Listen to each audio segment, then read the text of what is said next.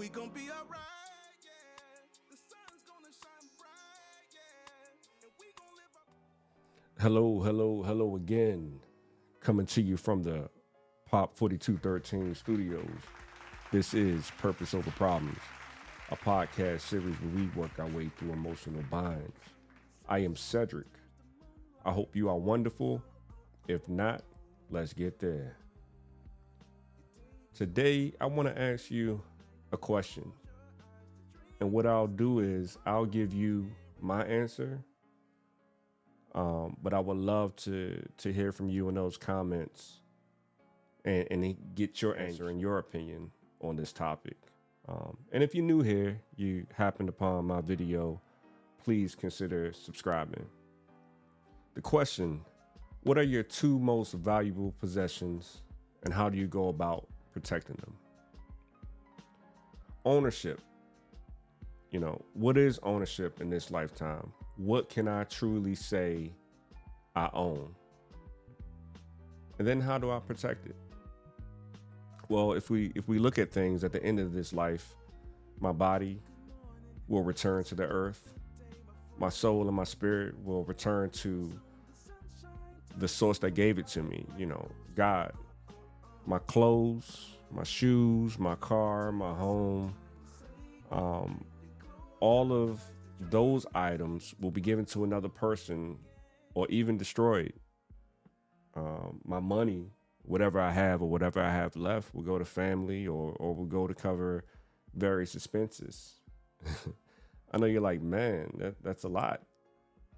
That sounds like everything. What do you have left? And in my humble opinion, what is left is the most important two things to me: my thoughts, my creativity, the love that I give, the love that I receive, the moments that I experience, good and bad, the words that I speak, my mind. Right up there in no particular order of importance is time. They don't make any more time. We all have a specific amount of time that we're here and we don't know what that is. So putting things off and wasting time is a fool's bet because you don't know how much you have. So now, with my answer being my time and my mind, the next question is, how do I go about protecting those valuable items? One of my buddies at work, my wife will laugh for whatever reason. She thinks it's hilarious. I call my friends buddies. But he has a sign right at his workstation and it says, "Be selective with your battles. Peace is more important than being right." And when I think about that quote, I instantly think to myself, don't take a moment and turn it into a lifetime of consequence. While we're out there and we're on the road and everything is hustling and bustling, that driver that cuts you off or is driving too close to you, there's always an urge to try to show them, right? Teach them a lesson, but what is really gained from that situation? And while we're out there driving, we're operating 2,000-pound vehicles, maybe more in an SUV. That little lapse of judgment or that quick fit of anger and rage can really have lasting consequences, not only on your life but many others. So in those moments, take a beat. When we talk about police and the penal system and the correctional system, what they really want to do to teach you a lesson is to take your time. For those that's incarcerated, life will go on, but they'll have to put their dreams on hold. They'll have to put family time on hold. You know, there's a lot of births and there's a lot of deaths that go on while people are inside. And the time will continue to go on. But again, taking that moment that led a person to go on that path can stretch and turn into a lifetime of consequence. Unfortunately, with being a parent, particularly a parent of uh, a son, you know, I'll tell him and I'll contemplate this too. If you're ever in a situation, an unfortunate situation where somebody wants to come and take away what you have, just let them have it. You know, things can be replaced. They make more things and discard more things every day. There's landfill fields literally littered and cluttered with all the things that we just want to throw away. But again, you don't get your time back. You don't get your life back. Pride is that only poison that you can swallow and it won't kill you. So, you know, just survive and get back. Another way to protect your time and your mind, my grandfather would always say, I got 12 hours of the day to mind my business and then another 12 to leave yours alone. And if we really took the time that we focus on other people, you know, in a negative or in a positive way, but if we took that same time and applied it to what we want to accomplish, think about how far we will be with our goals, with our dreams. How much better could our life be with those precious moments? I had another coworker, he would always say, don't let anybody live in your head rent free. Don't do it. I had a job a while ago, and aspects of that job had hospitality. You know, there was a lot of setups and breakdowns, and it bothered me until an older coworker came to me and he told me, he said, Cedric, a person's opinion of you is too heavy for you even to be concerned with. People will choose to dislike you simply because your name happens to be what it is.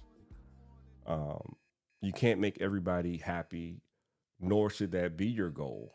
One of the things I want to stress to you is about your happiness, your growth, and stepping into that better version of yourself. We don't know what people are dealing with. So most of the times when somebody doesn't care for you, it says less about you and a lot more about them. There was a quote, it's very old, don't know who to attribute it to, but it said, hurt people hurt people. So don't worry about that. Don't concern yourself with that. Another thing in this age where we are obsessed with celebrity and, you know, there's all these socials, don't compare your life to somebody else's highlights. Gnarls Barkley had this song called Neighbors, and there's a line in it. My neighbor likes where I stay, but doesn't know the price I pay. Everything in this life is associated with a price, a cost. And you really have to ask yourself, is that too expensive for me? Is that level of sacrifice worth it? You know, the saying, the grass is greener on the other side. The first thing that comes to my mind is, what's the water bill? Can I afford that? Dreams aren't one size fits all. And opportunities don't have a limit, right? There are unlimited opportunities. Your dream won't look like the next person's dream. A trap that we often fall into is we can't even be happy for the next person because we think that somebody else advancing is taken away from us somehow. And that is false. You know, if you had this idea, if you had this desire, and it was placed in your heart and in your spirit, you can get there. Don't worry about when. Life is not a sprint, it's a marathon. You'll get there at your perfect time. Also, protecting your time and your mind. Be careful what you consume visually, audibly. What we consume plant conscious and subconscious, seeds. And again, that's valuable time. Another buddy of mine at work, he would tell me that we are vessels.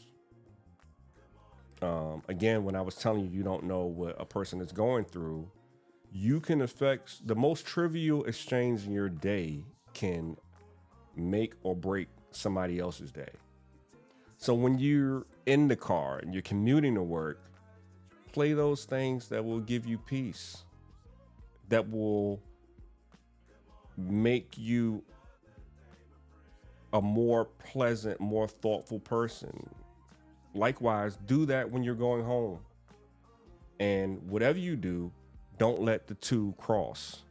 Your work stuff stays at work and your home life should be at home. You know, there's a saying in sports, be where your feet are. Keep the main thing, and separate the interesting from the important. I think that was Ron Rivera. I always manage to shout out Joe, 211 Joe. But the conversations that we had and will have are always inspirational, or just seeing the way that he operates is very inspirational to me. And one of the quotes from a conversation is, when God designed us, he didn't design us to worry and pray. We can't do both. At some point, you have to choose to pray and leave it there, or worry. And the thing about worry is it doesn't solve anything. The thing that you're worried about will happen, but guess what? That next day will happen as well. And then it will become about, what did I learn? How did this sharpen me? Problems are meant to happen. It is an emotional immunity that we need to develop. Take, for instance, your physical immunity. If you go through life several years and you never get sick, that first sickness will take you out. Problems are just like that. You go through life and you never have a problem. That first problem, you won't know how to deal with it. So even in problems, be grateful for those experiences, because it only makes you sharper. It only makes you better if you get to the other side. Again, failure is not in the fall. Failure is deciding not to get back up and try it again. I can't guarantee that you'll make all of the shots that you attempt, but I can guarantee that you'll miss 100% of the shots you don't attempt. In case you haven't heard this today, you are special. You are loved. God has a great purpose for you. I believe in you. So should you. One of my sisters a while ago, I've been talking about this podcast forever. I'm so appreciative and so grateful to finally be able to deliver it to you. But she gave me a notebook to jot down my ideas. And on the front of that notebook was this beautiful quote. And it simply said, it doesn't have to be perfect. It just has to have a purpose. I leave you with those thoughts. Till the next time, purpose over problems.